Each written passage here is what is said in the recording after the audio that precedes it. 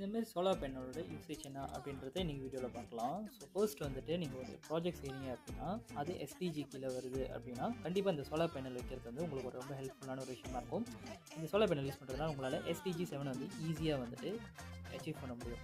இதில் வந்து பார்த்தீங்கன்னா ப்ளஸ் அண்ட் மைனஸ் சொல்லிட்டு 2 விதமான பவர் சப்ளை வந்து வெளியாகும். இது வந்துட்டு நீங்கள் எஸ்யூஷுவல் சோலார் பேனல் அஃப்கோர்ஸ் நீங்கள் வந்து சூரியனில் வச்சிங்க அப்படின்னா தான் உங்களுக்கு வந்து பவர் சப்ளை வந்து கிடைக்கும்.